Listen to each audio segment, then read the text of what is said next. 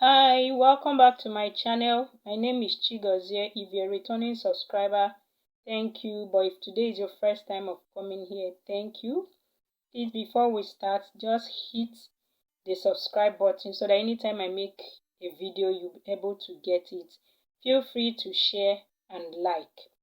This channel is basically a channel where I'm telling my story of how I applied for my admission and the visa by myself and in Canada. So that's what I'm talking about. But today I've talked about my visa processes and what I went through on two of the videos that I already uploaded. But today I'm talking about admission in Canada, what you need to know.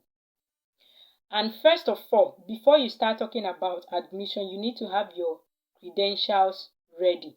And very important credentials I'm going to emphasize on include: one, your transcript; two, your certificate or statement of results depending on the stage you are; then letter of reference.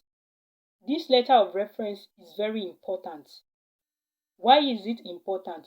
It's part of the things they will use and grade you while they are trying to make admission decisions. So it's not something you should get from anybody. Make sure you are getting it from somebody that can give a detailed information about you, your academic ability, your work ability, somebody that will be able to write something tangible that when they see it, they will be able to grade your critical and analytical thinking. Very important. Then your statement of intent. Make sure you are writing a very strong statement of intent. Why? Because this is also part of the things that are going to use and judge you. Then your CV. Well written, structured CV. Why am I saying this?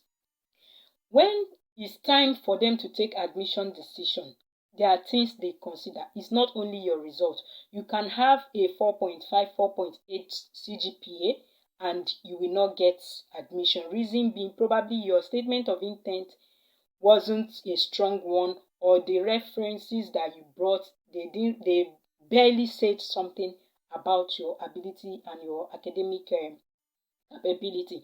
So it's very important that you put these things together when you are making your application for admission.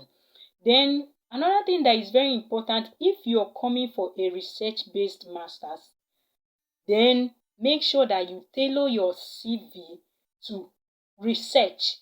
It's not just a vague CV. In fact, some people submit resume thinking that is CV. Curriculum vitae is different from resume. Resume is just for work, straight to the point. But you have to be as detailed as possible in your CV because this is an academic pursuit. Very important. So tailor your CV to research if you're coming for a research-based master's. Then if you're coming for a course-based master's, also make sure you have a very wonderful CV. Very important. Then for those of us that will be coming for research-based masters, understand that you have to get a supervisor. That's also another thing they will use and judge you and take admission decision on your behalf. Then how do you get this supervisor? You need to find out things about this supervisor. The truth is, when you go to the school website that you want to apply, you find out there are so many informations there about this supervisor you want the person to supervise you. So read about their work, read about their publications, then find a place where you could have a common ground with this particular supervisor. If you're able to find a common ground with the particular supervisor, then while you are trying to approach this supervisor, introduce yourself, tell them about their work that you have read about. So bring it to their knowledge that you read this work about them and you also want them to supervise you in this area that you are thinking. Have something in mind. But while you are having something in mind, still give an opportunity for them to guide you. You can also say, I have this in mind, but I am open to any other thing that is related to what you have in mind. So don't make it like this it has to be this or not. You may necessarily not get a supervisor that way. That's another thing. Then when you are sending them an email to tell them you are interested in them being your supervisor, make sure you attach your CV, attach your transcript, because they will be looking at your letter, they will be looking at your CV, they will be looking at your transcript. They will now be thinking, is this person worth me giving money? Because these people are going to sponsor you. Once it's research based, before they accept you, it means they have funding for you. Except you have funding from the country you are coming from, or the organization you are working with back in your country are going to sponsor you. If not, they won't give you admission if you don't have a supervisor and you don't have a scholarship. It's very hard. Except you are doing self-sponsorship. That means you have enough proof of fund to sponsor yourself.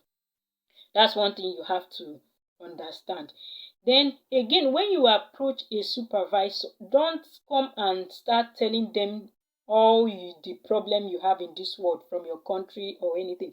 Move straight to the point while you are in their mail or while you are sending them a mail. I want you to be my supervisor. I am so person. If you know your CGPA, indicate your CGPA, indicate what you want, indicate what you are doing. Move straight to the point.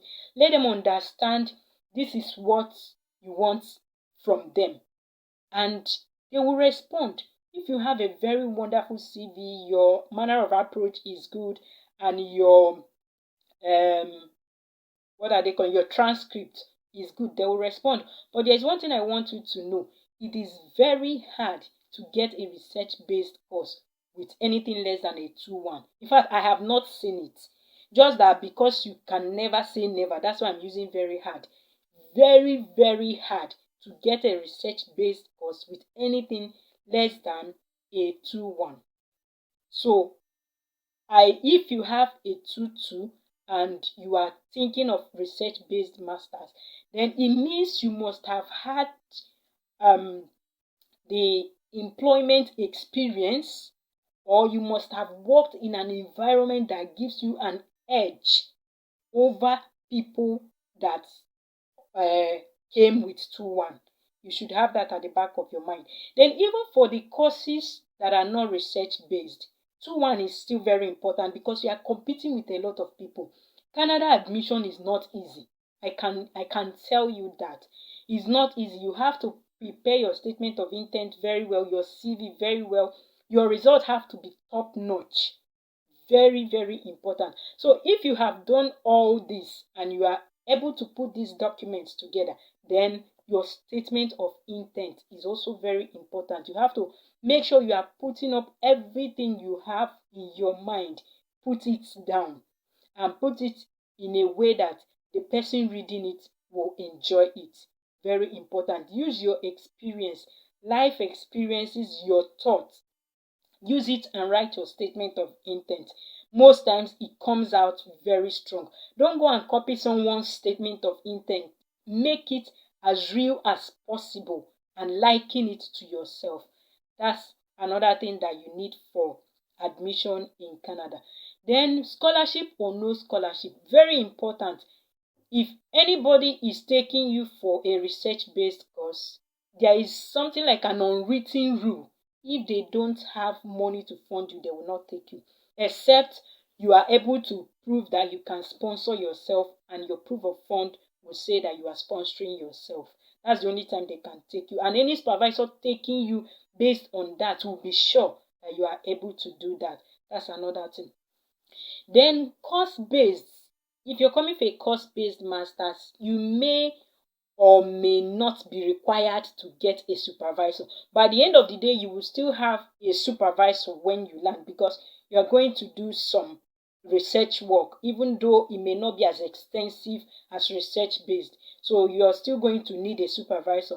But a supervisor may not necessarily be 100% criteria for your admission, just like research-based. Research-based is you must have a supervisor before you get admission. But course-based, they can assign supervisors to you, or you can actually choose a supervisor in the course of your study.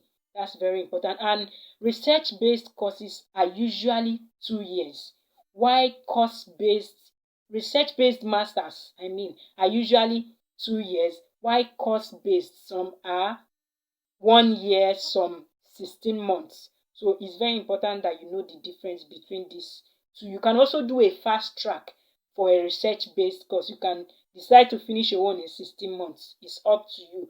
But make sure that you have this mind, like, as I'm graduating from this course, I am graduating with a grade that is good. So even while you are working as a student, have it at the back of your mind that your academic is very important, because it's your academic that will put you up into the job market and the skills that you have to offer. So also have that at the back of your mind. Somebody cannot make a publication and say, okay, we want to employ somebody, and you don't have the basic skills for that, and your result again is showing something that is way below the standard. To have that at the back of your mind, that your result is important, even though you are trying to make money, to make ends meet, to try to meet up with the demand. Please put your academics topmost. Is very important. If there is anything you think I have not said about admission in Canada, you can actually put it down in the comment section. Believe me, I will definitely reply. Then feel free to share, subscribe, and like. Invite your friends. Until my next video, where I'm going to be talking about how to tailor your statement of intent. Till then, stay tuned. I remain Chigozie. I am my father's daughter. Bye.